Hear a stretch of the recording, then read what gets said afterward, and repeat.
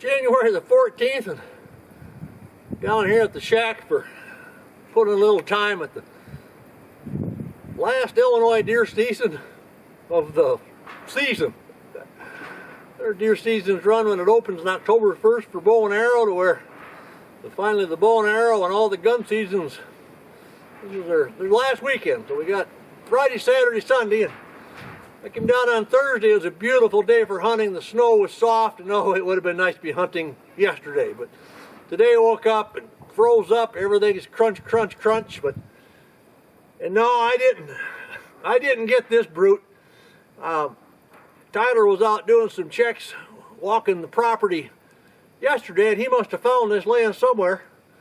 And my, what a dandy rack. I put a measuring tape to it, and the inside spread is just shy of 21 full inches. Main beams are 21 inches long, and the bottom of the beams are about 5.5 inches around, which I know for some of you guys that means a lot. And just a real quick deal, I'm saying that there's 142 Boone and Crockett inches here. It looks like it'd even be more, but it's just an 8-point buck, and the main beam is only 21 inches long. That's it just didn't add up that much. But my, isn't that an impressive rack? Well, so there's one to go on the wall down here, and I can still go out and just get a nice tender doe for my freezer if I want to. I'm going to head out again. I half-hearted this weekend. Mostly I just want to be out in the woods. I did get a beaver trapping license, and I put a couple of beaver traps out. Got one beaver this morning. I'll explain that coming up here. He was just too many beaver, too many troubles. Finally had to give in and get that trapping license. Now I'm going to head over and take another walk. Really don't want to, just to take a walk mostly. I got the gun, but formalities. I did my best to compromise with these beavers, but the numbers have been increasing and their damage has been increasing, and the neighboring farmer is getting concerned that next spring when it starts to rain again, he's going to not be able to farm. So I bought a trapping license and put the trap out yesterday and caught the first one. He's definitely probably about 30 to 35 pounds. Certainly not the big phantom. I think he'll be closer to 60, but I'm going to take the hide off here at the shack tonight. We're going to take the meat too, and I'm going to roast up some beaver. Not tonight, but coming up. The deer like to cross the area, right in this area, most of the time, but with the ice encroaching from both sides and that channel out in the middle, it'd be sure death if they tried it now. And I think we haven't been cold enough. The river's not froze, so there's probably not a safe place to cross anywhere. If it gets safe enough, they know, but they also know not to mess around like this. So, as I walked up here just looking around, the deer track came toward the river and then veered off. They weren't even near the bank, but 2 adult bald eagles were flying away, so I wonder if there's a deer carcass someplace they're feeding on. We've got a real nice trail that stays off the riverbank a ways. Nice way to get back into this woods and then come around the other side. But I see the winds have been playing havoc here in Illinois too, not just my Minnesota cabin. I'll have to have the chainsaw on the ATV, and I noticed several more that I need to get cut and get out of the way.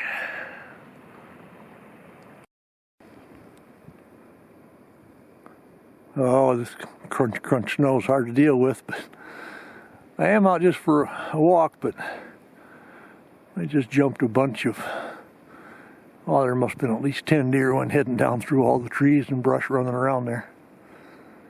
One fair buck that I could see, nothing, not as big as that one that guy picked up the horns on yesterday, but I got within probably 75 yards of them before they ran off. I'm not sure how long they've been watching me before that, but they didn't stick around. As happens so many times late in the winter, or all these seasons, deer seasons keep dragging on, and I get to where I'm out there more as a bird watcher than I'm a deer hunter. And I saw this bluebird moving down through the trees, so I set my gun down and went chasing after it, trying to get a better shot for you, just to show that, yeah, we do have bluebirds. And now, where's that gun?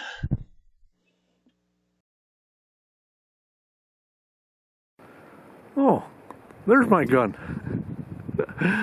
I set it against that tree as I was chasing down that bluebird, trying to get a better picture. And wandered around quite a bit, and I had to get my track in the snow to get back and find my gun.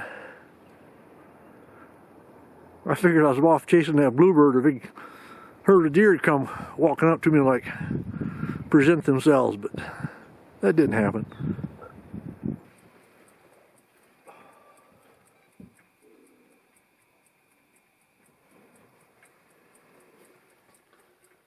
This is what you call the late season deer hunting from the shack, the lazy man's way. Let's just call it my 24 by 24 deer stand with all the comforts of home, including a hot stove, hot coffee, nice plush seat,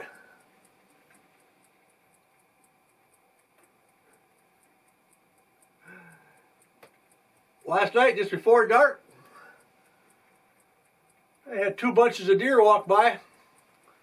They were probably out of range, but it just showed that this isn't such a bad deer stand. My brother's coming out to join me. We're going to go out and do a few pushes and see if we get some meat. So until he gets here, we'll just suffer along.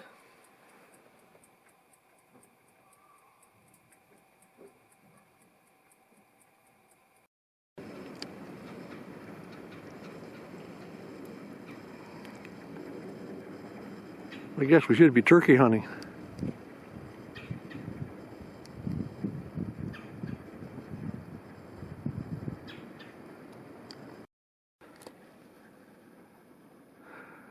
Time to set up for plan B. Plan A, well, we found the deer. Unfortunately, when my brother went in to post up on the stand, he stumbled onto all the deer in that spot. So they ran up toward me. Of course, they didn't run me over, but I did see them going through the trees. So they're gone, but there was about 10 deer, so a lot of deer around. We're going to head up and try another spot now where I got my 2 does last season. I'll see if I can push it out and get my brother some meat.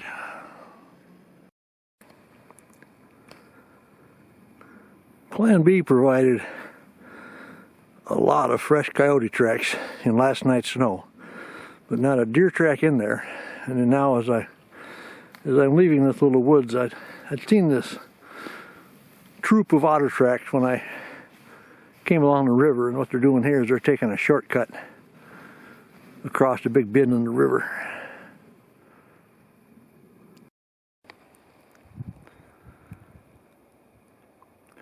Now we're in the plan C for the day. I'm coming through this woods, and I dropped a stinky cover all up in the corner so deer won't go out that way, and hopefully they'll head over and be out where my brother's awaiting them.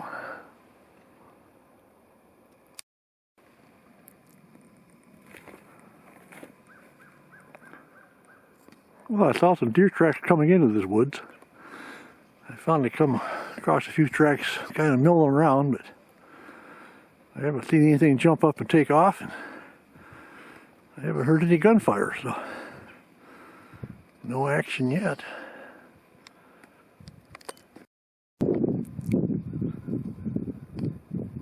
Came across 5 fresh beds in there, and those deer jumped up and took off through the woods. And they didn't go where we wanted, but they did run out here within about 25 yards of where I hung those coveralls up, but the wind is going at an angle that they never even knew the coveralls were hanging there, so it didn't divert them the way they were supposed to go.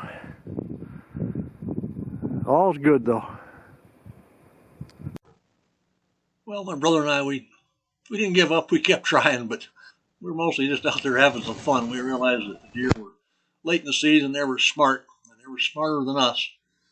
As we walked along, I looked at some of these spots we had in the past. Here, I had cut a tree off years ago, so I left the stump nice and high, and it's near an area. Now, these are Kentucky coffee trees, and there's pods up there, and when the wind blows pretty good, they blow down and they hit the ground, and the deer and the turkeys, they just love to come underneath these trees and eat them. And obviously, we're out there trying to find some deer, and we can see tracks, but as my dad always said, tracks make mighty thin soup. But we were having a good time, and eventually I did, over probably about Plan M by the time we got to this, I did jump a deer in the woods, and it headed toward my brother, and I didn't hear a shot for a long time, and that was good. That meant the deer was probably going slow, and it did go slow, and it walked right out in front of him. He had a perfect shot, and boy, did he put a nice hole through a big limb on a tree. That slug went flying off somewhere, and the deer went running off unscathed. The day was complete. We went home satisfied, but no meat, but we'd had a good hunt. Always more activities to get us through the winter, though. Here's where I go down in natural land history in Illinois. Every January and February on the full moon, we have a night ski, a couple big fires, this one and then one down in the woods, and a lighted path between. Folks come out, enjoy some goodies, and wait for the full moon to rise.